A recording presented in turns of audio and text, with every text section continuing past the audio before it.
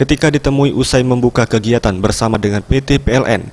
UIW S2JB, Wakil Wali Kota Palembang mengatakan, dari banyak hal yang didiskusikan bersama pihak PLN, dirinya meminta agar PT PLN dapat menata keberadaan kabel dan tiang listrik yang ada, di mana saat ini kondisinya yang terbilang cukup berantakan.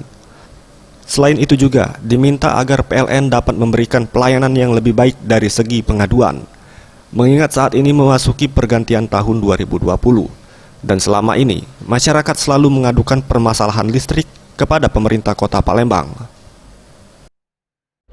Disampaikan kepada PT PLN, lebih kurang tadi kita ingin supaya nantinya kabel, tiang yang ada di Kota Palembang jangan sampai semraut lagi, lebih rapi, dan kita berharap nanti seperti DKI contohnya ditanam di bawah tanah seperti itu kan. Terus kedua, kita berharap nanti pembangunan bisa bersama-sama.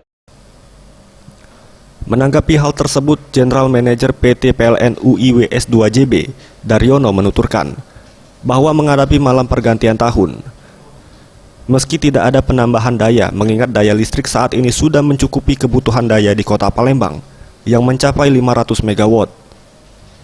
Pihaknya akan menurunkan personil yang akan siap 24 jam menjaga kestabilan daya listrik di Kota Palembang. Untuk pengaduan, masyarakat dapat menghubungi call center 123 yang juga sedia 24 jam. Sementara untuk penataan kabel dan tiang listrik akan segera dilakukan. Untuk daya, insya Allah daya kemampuan kita ini sudah cukup, dan karena untuk meningkatkan itu kan kita harus jangka panjang ya bangunnya, itu tentunya harus melalui RPTL. Nah, tadi sudah sampaikan ada beberapa pembangkit yang sudah masuk. Tim Liputan Sriwijaya TV.